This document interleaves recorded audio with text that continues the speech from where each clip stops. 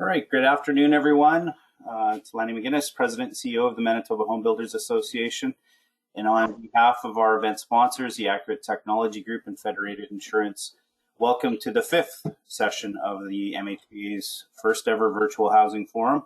My apologies if there's any confusion over today's start time. We apologize for an error in a confirmation email that was sent yesterday. But thank you all for attending today's webinar. Again, we apologize if there's any changes that your schedule that had to happen as a result, but hopefully not.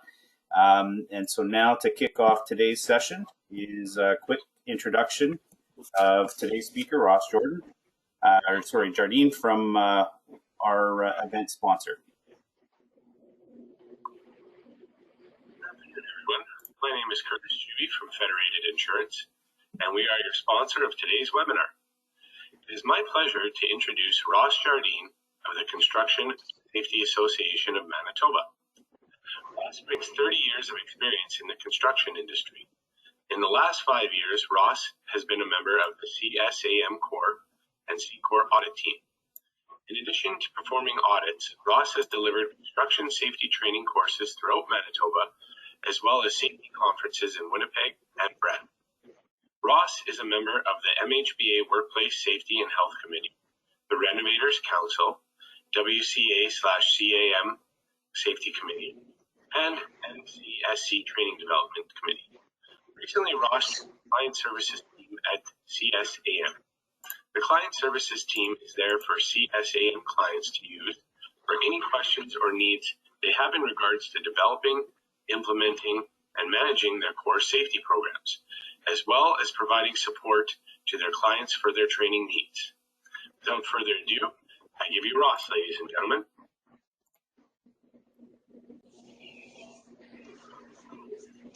Over to you, Ross. Thank you, Lanny.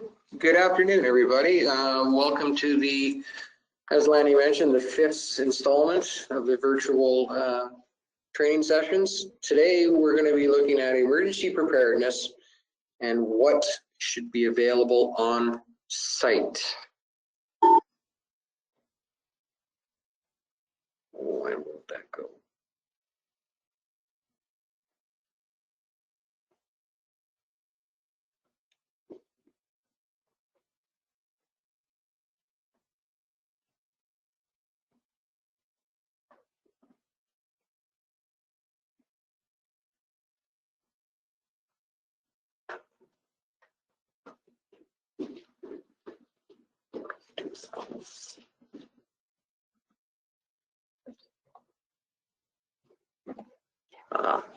Sorry about that, folks.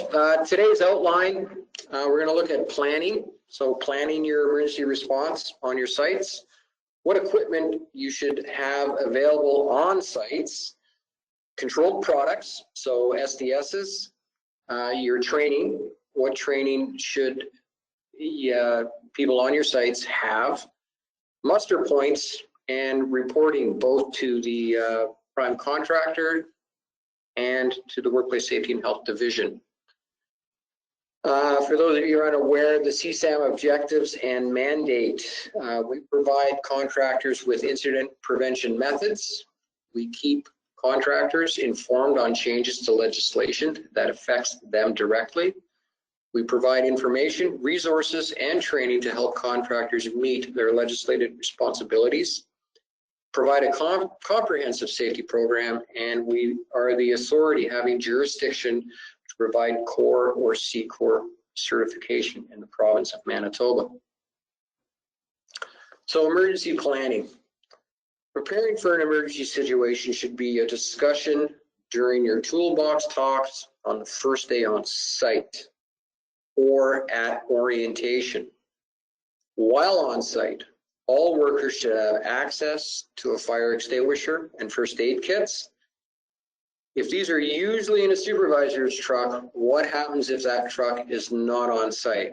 So one of the things that I always suggest to prime contractors, home builders included, is to ensure that their subtrades have a safety kit on site. And in that safety kit, obviously have a fire extinguisher and a first aid kit. Most, not all, and I understand this, most but not all of your subs are going to have a trailer on the site. And that's where that equipment should be located, not in a supervisor's truck, because if the supervisor has to leave for any reason, then that equipment then goes with him and the site is left barren of the ability to attack a fire or provide first aid. So what to do in an emergency situation? Well, obviously the first thing is remain calm. Having someone panicking on site in the event of an emergency does not help the situation at all. So training, such as first aid training, is super important in this kind of a situation because that is part of the training on remaining calm. Evacuate the site if necessary, and we'll get into that a little bit more later on, but at a point, that call will have to be made, normally by the supervisor.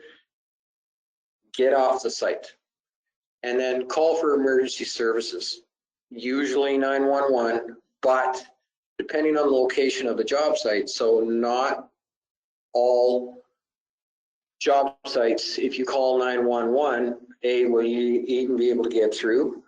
As I'm sure a lot of you know, in different parts of the province, even just outside of Winnipeg, there are dead areas where cell service is spotty at best. So you need to have the ability to call emergency services if required. Emergency equipment. So there are numerous things that should be readily available on each site in an emergency situation. What do you think some of these requirements are? Well, you have to have a fire extinguisher. And I would suggest that the fire extinguisher be a 5-pound minimum weight. I've been on many sites, both residential and commercial, where the fire extinguisher found on site was one of the 1 or 2 pound fire extinguishers that you would normally find in your kitchen at home. That's where they should stay, in your kitchen at home. A 5-pound fire extinguisher, when being used, is going to give you between 30 and 45 seconds of use. So a 1 or a 2 pound fire extinguisher, you might get 15 or 20 seconds. An appropriate first aid kit. And again, this is something that I've seen often. The appropriate first aid kit is not one of the little giveaway kits that you get at, say, a conference, or you can buy at Canadian Tire for $5 or $6. Those are great little personal kits. However, it is not adequate for use on a construction site. And a means of communication. So the nice thing is cell phones are pretty much everywhere these days. Most people have one, and on a job site you'll have numerous cell phones available. If for some reason you can't use one, then someone will have a cell phone available. So the question you need to ask yourself is, do you have them available on each site? So let's talk about fire extinguishers. An appropriate extinguisher should be readily available by anywhere hot work is being done, generators are being used, or powered mobile equipment is being used. So what do we mean by that? Well, if the plumbers are still using copper instead of using the PEX, then they should have a fire extinguisher at the site where they are working, 5 feet away from them. If generators are being used to power compressors or other tools, then a fire extinguisher should be located within reach of that generator in the event it does catch fire. And legislation requires any powered mobile equipment, whether it's a skid steer, an excavator, zoom boom, scissor lift, all-terrain, whatever, there has to be a fire extinguisher in that piece of equipment. And readily available is not buried under a seat in the truck. I mentioned this in the last webinar. I have done many audits where part of the observational checklist is a fire extinguisher readily available? And I'm saddened to say that more often than not, the fire extinguisher is not readily available. It's under the back seat in a truck, and the seat is, of course, covered with tools and clothes and lunch kits and all assorted manner of things. That fire extinguisher needs to be readily available. Type of fire extinguisher. The best one for a construction site is an ABC extinguisher. It's for general purpose and it can be used in almost any situation that a job site may encounter. So, A, trash, wood, or paper. B, liquids like gasoline, diesel fluid.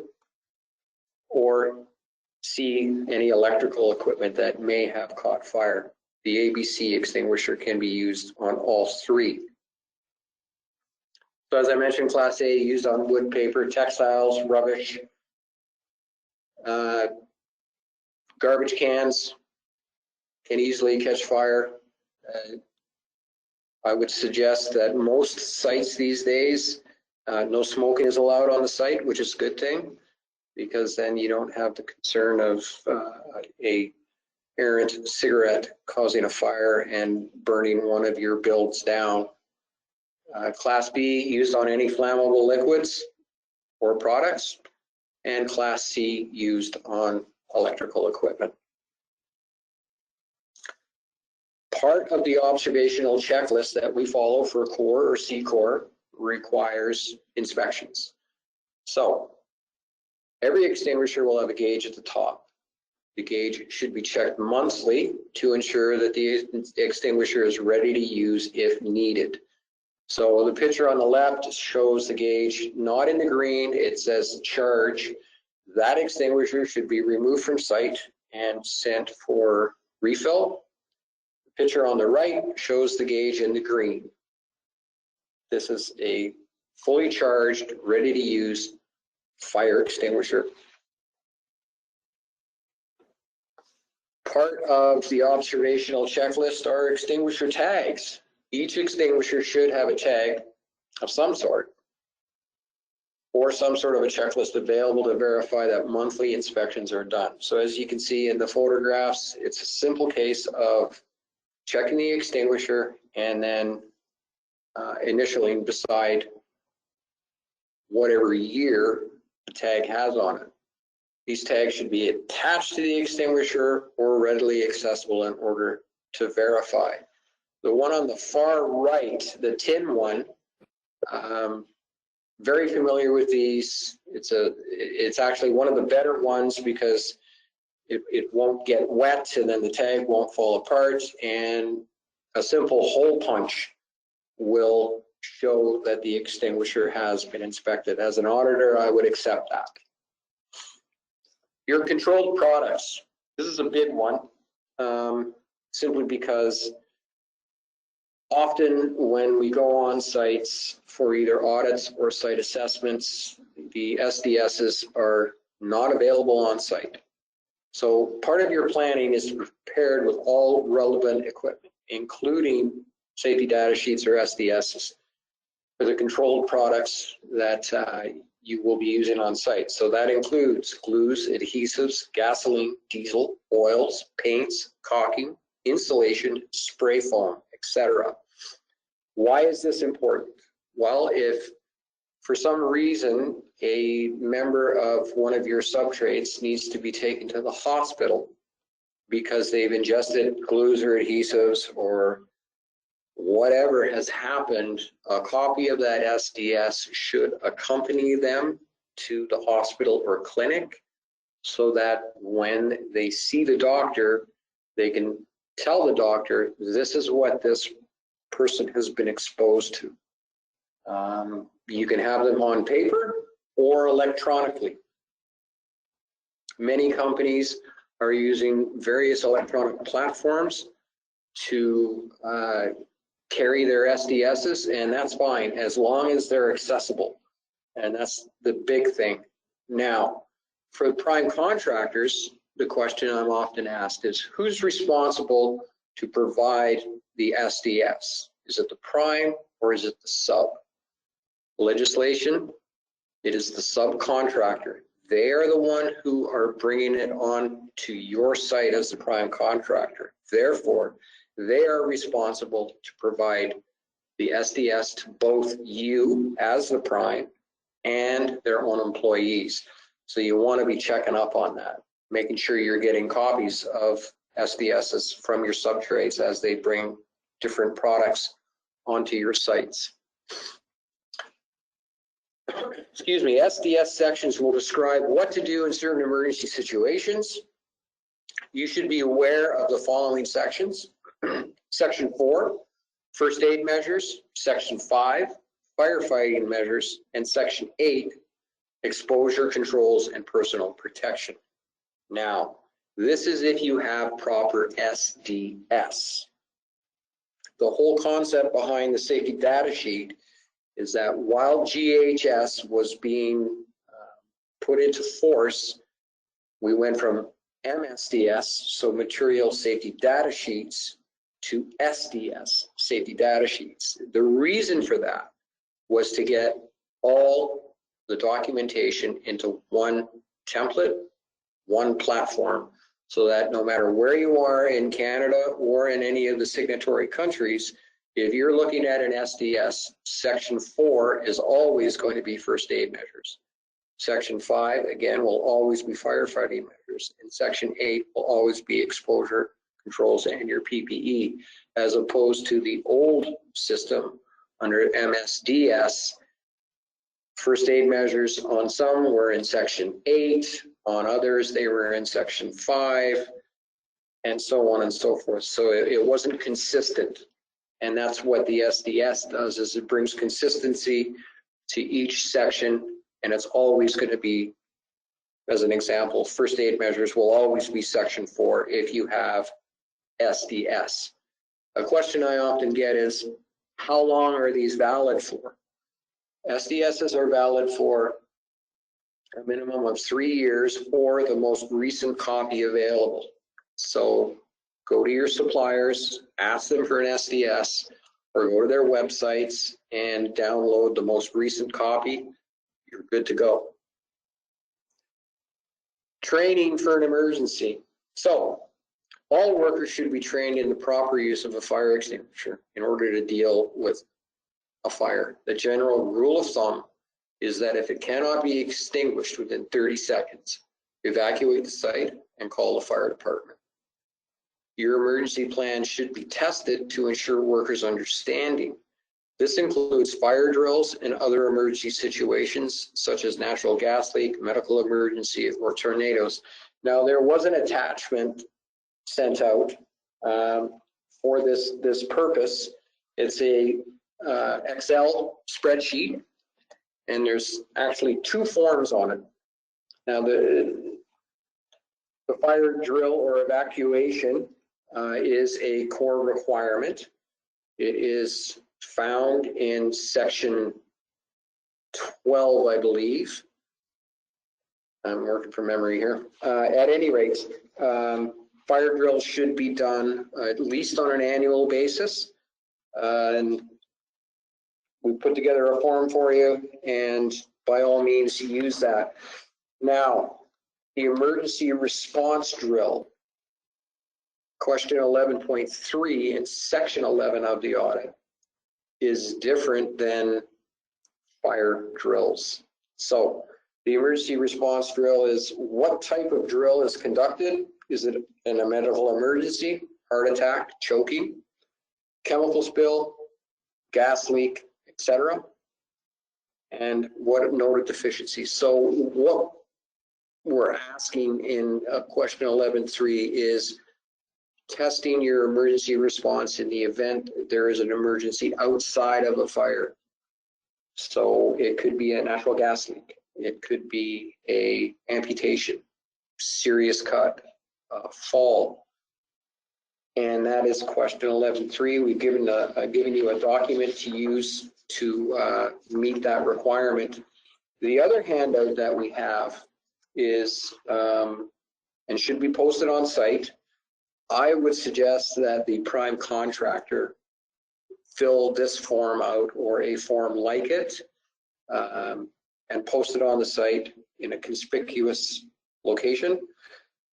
And it covers ambulance, police, fire department, water utility, electrical utility, gas utility, cable utility, workplace safety and health division, just the general phone number to report serious incidents, any first aid attendants who are on site, stretcher location if you have them, and in the other, the general contractor office phone number after hours, mechanical contractor if you have one, and electrical contractor, how to get in contact with these people. At the bottom, nearest hospital is located at. Quite often we will see alongside this a copy of Google Maps on directions from the site to the nearest medical facility. Their phone number, nearest medical clinic is located at, and again, often we will see a map attached. Their phone number, and then last, muster point is located at. We'll get into muster points in a little bit. And again, I would advise or recommend that the prime contractor of the site choose the muster point and then communicate that to their subtrades. And I'll get into a little more detail on why that's important in a few minutes. So, fire extinguisher. I'm sure most people these days have heard the PASS acronym. So when using a fire extinguisher, remember to pass. So hold the pin while holding the nozzle away from you and release the locking mechanism. Aim low, pointing the nozzle at the base of the fire. You don't want to point it at the top. At the base, squeeze the lever slowly and evenly and sweep from side to side until the fire is extinguished or until your extinguisher has run out. Not pointed at the base of the fire does nothing to extinguish that fire. First aid training. This is something that is quite regularly missed, not just on the residential construction side, but also on the commercial side, not so much on the industrial. However, there is regulations. So as per the Manitoba Regulation, Part 5, so you can find that in the Workplace Safety and Health Act and Regulation, Part 5, you'll find this chart. The number of workers required to be trained in first aid as is follows. So on Table 1, close workplace would be within 30 minutes of a hospital. So 1 to 10 workers, low hazard work or other work, no first aider is required if you're within 30 minutes of a hospital. Table 2, 31 minutes to 2 hours of a hospital, 1 to 10 workers, low hazard work or other work, 1 basic. And then Table 3, greater than 2 hours to a hospital, 1 to 10, low hazard work, 1 basic or other, 1 intermediate. Let's define low hazard work. First, low hazard work would be your office. Other work is construction. So most sites are going to fall under Table 2. Some may fall under Table 3, but the majority of sites will fall under Table 2 and will require at least 1 person on the site trained in first aid. Whose responsibility is it to provide that training? Well, that at the end of the day is up to that employer. So if you are a prime contractor and you do not have any one from your company on site full-time, you are not required to provide first aid. Your subcontractors are required to have someone trained in first aid under tables 2 and 3. Our recommendation is table 1, still have someone trained in first aid. So basic first aid training is 8 hours. Required for low hazard work, example I gave is office. Intermediate first aid, 16 hours. Required for other work, example is construction. Advanced first aid is 2 weeks and is required for very remote workplaces where medical services are hours away from the job site. So very few construction firms will fall into the last category. There are some, but for the most part, most construction will fall into the first or the second. So, selection of your first aid kits. There's been a recent amendment to the CSA standard, Z 1220-17. So type 1, personal first aid kit. An organization shall provide a type 1 personal first aid kit to all workers who work in isolation or those who do not otherwise have access to a workplace first aid kit.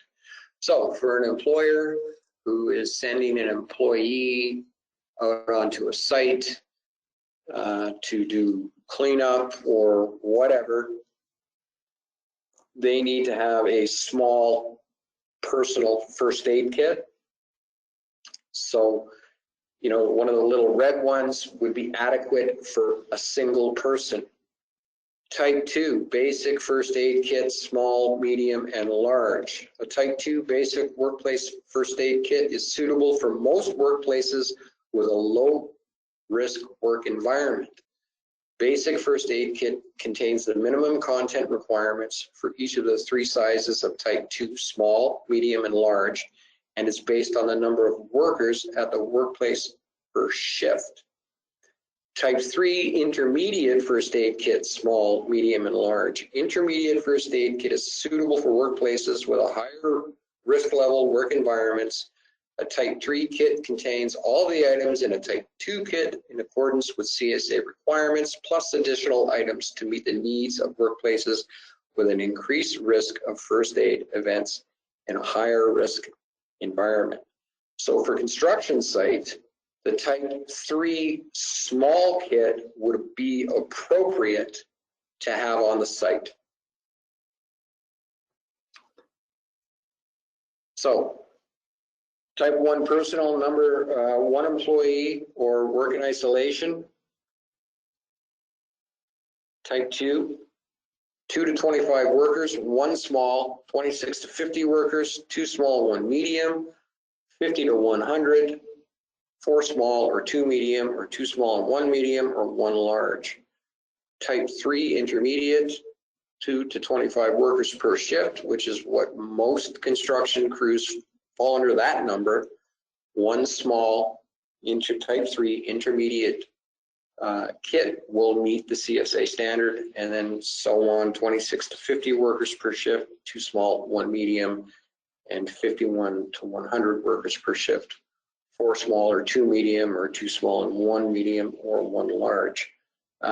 Again, so for the majority of construction sites in the Winnipeg and surrounding areas, a type 3 intermediate small kit will meet the CSA standard. This is also a core requirement, and under our observational checklist, we do look for these. So please ensure that they're on sites.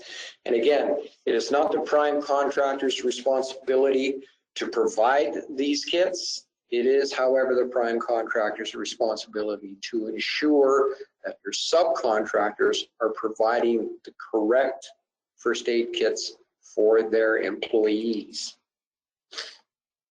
Muster points. This is a big one. And as I mentioned earlier, it's always a good idea for the prime contractor to choose where the muster point is going to be located at their particular work site. That muster point is the location away from the workplace that is deemed safe during an emergency. So typically when we go on sites and ask the question, where's the muster point? The usual answer that we'll get is it's the van in the driveway, or the truck in the driveway, or the trailer in the driveway. Keyword here is driveway. Not the best place for a muster point to be located. It should be away from the workplace for a couple of different reasons. One, when emergency services show up, you don't want a bunch of people standing in front of a house that's on fire or getting in the way. Each workplace should have an identified or communicated muster point. So again, prime contractors, identify your muster points, communicate that to your subtrades through site-specific orientations, toolbox talks, or post it at your particular site.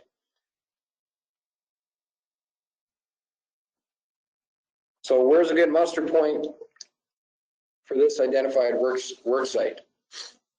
Typical residential site, chances are the muster point will be identified as the garbage can. Still, it's on the site. So what our recommendation is always is when you're choosing your muster point, choose it in a place that's easily identifiable. A landmark could be a mailbox or a light standard or across the street. Muster points should always be located off of the job site instead of actually on the property. Incidents and injuries. Again, this is something that is important, that these be communicated to the proper parties. So anytime an incident or a near miss occurs, it must be reported to the supervisor, site or prime. A properly reported and investigated incident can greatly reduce the chances of that incident occurring again. Serious incidents, as outlined in the Workplace Safety and Health Regulation Part 2.6, must also be reported to the Workplace Safety and Health Branch by the fastest means available. So an example of this is, and often this gets overlooked, is a worker cuts his thumb and requires stitches, requires medical attention, not a first aid. It has to be taken off-site, either to a clinic or to a hospital for stitches. Are you required to report that incident to the branch? Yes, you are. That being said, when you contact the branch and tell them, yes, we had a worker cut his finger with an X-Acto knife, cutting open some insulation, let's say, are you going to have workplace safety and health officers descend on your site and open an investigation? No, you're not. What they're going to tell you is keep us posted. Let us know the outcome. And that's just going to end there. But again, it is the responsibility of the either the site supervisor or the prime contractor to ensure that workplace safety and health has been informed of a serious incident on any of your sites. First aid. So there's no need to do a full investigation here, but be sure to document that items were used from the first aid kit, and no one gets in trouble for using a bandage.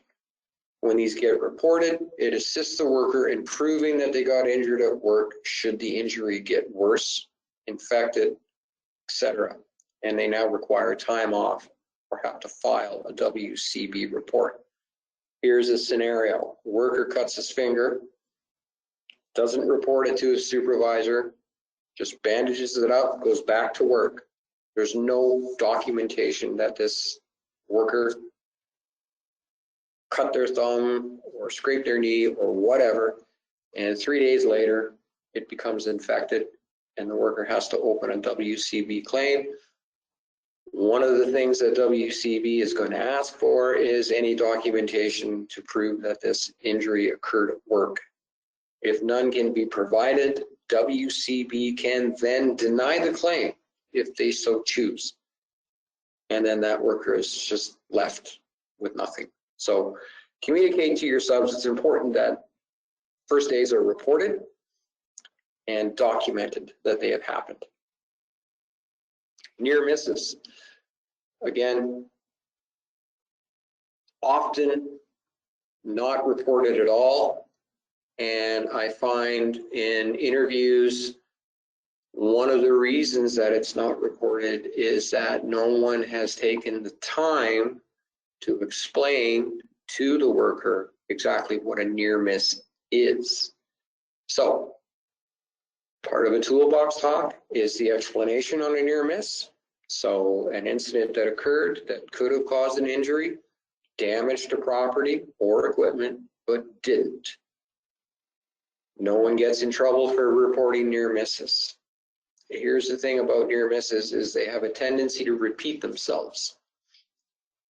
And then it's just a matter of time before you go from near miss to we've had an incident, and that incident could be serious in nature, serious injuries, could be serious damage to client property or equipment. And these must be investigated, because if it happens again, it might be a worse outcome if not fixed the first time. So that's why it's important that they're even reported. And again, when you do let your subcontractors or your own staff know, no one gets in trouble for reporting a near miss, because what a near miss is actually showing you is a gap in your health and safety system. Okay, there's a gap somewhere.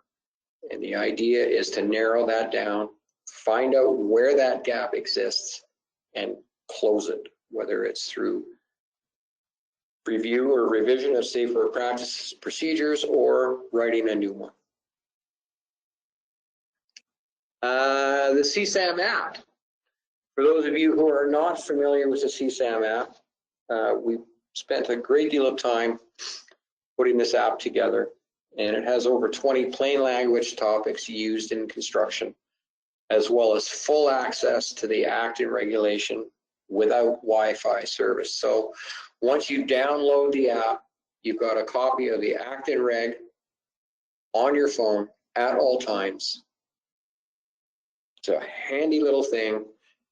And like I said, we've taken over 20 topics. We've put them into plain, easily understood language so that if anyone needs to have a look at fall protection as an example, it's in plain language. It's not a bunch of gobbledygook. It's easily understood. If there's any questions, I'll be more than happy to take some. And just as a side note, don't hesitate to contact a client services member or safety advisor for questions.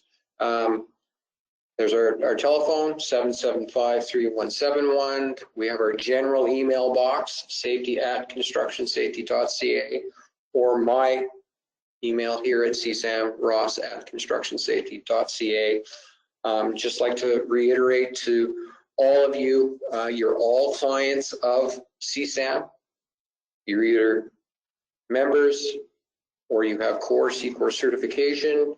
You may be part of the renovators group who have gone through the renovator safety program. In any case, if you have any questions about your health and safety program or training, or you need something and you're not even sure what you need, contact me. My marching orders from the executive director and the operations manager here at CSAM is I get to say yes a lot. A little difficult with the situation with COVID right now, but I will assist you in any way that I can, up to and including doing mock audits with you, helping you with your audit if you have a new auditor on staff and you just need someone to look over their shoulder.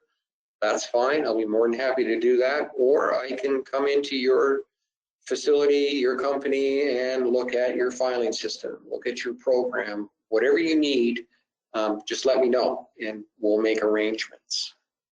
And that's pretty much all I have. Hopefully there's some questions.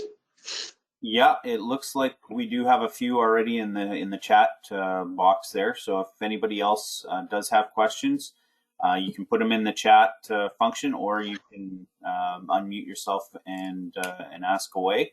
Our first two questions, I think Ross, you covered this off already, but CSA standard for first aid kits. I think you went through that.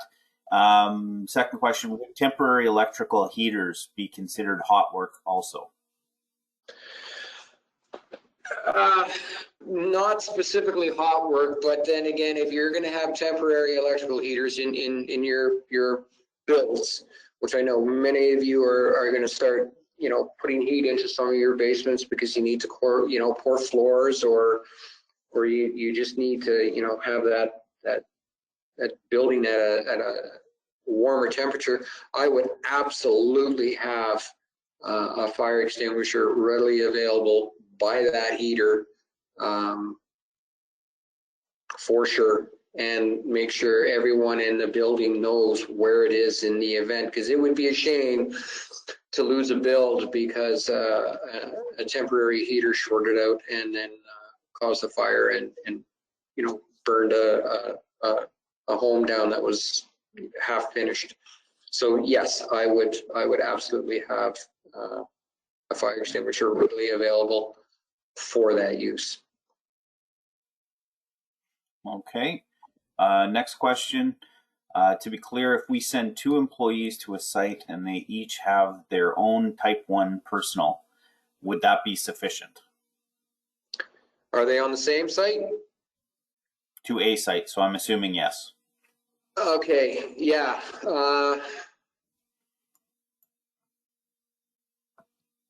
Legislation and the CSA standard says 2 or more requires the intermediate kit, the small intermediate kit.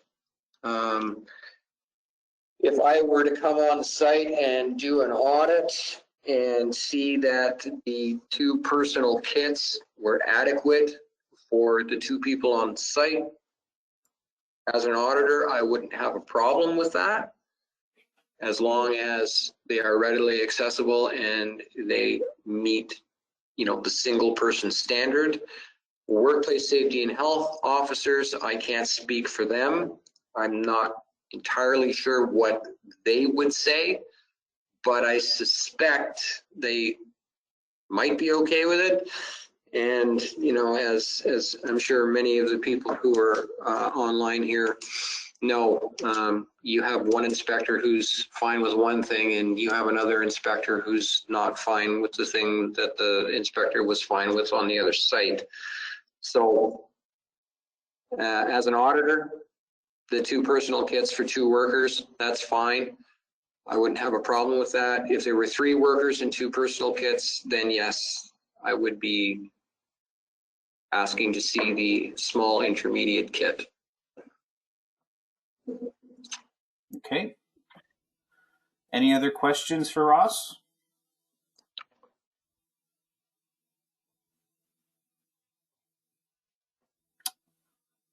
Okay, it doesn't look like we've got any other questions today, but if you do have questions, you have Ross's information on the slide deck. This is recorded. We will be posting it on our Housing Forum website. So please feel free to pass along any questions that you have to Ross. Thanks again, Ross, for your presentation today. Your support and the work that you do on behalf of our membership is truly appreciated. And as Ross mentioned, the CSAM app, it's a standard item in the e-newsletter that we sent out. The last edition was sent out this morning. So if you're wondering how to download it or where to get it, just look at our newsletter that was sent to you today in your inbox, and you can click on that link and download it. We encourage you to have your staff download it as well. Anybody who's on one of your sites, it's a great tool for them to have, and it's simply a click away. So please, take the time to download that. Thank you to our event sponsors, the Accurate Technology Group and Federated Insurance, for sponsoring our virtual housing forum. And thank you all for attending today's session. We appreciate you attending and continuing to support our virtual housing forum. Our next session is being held tomorrow at 2 p.m. When Paul Provo and Faramir Hakazmida will, from 6P Marketing, will be presenting to us on marketing in the new norm, COVID-19's impact on marketing and the Winnipeg market.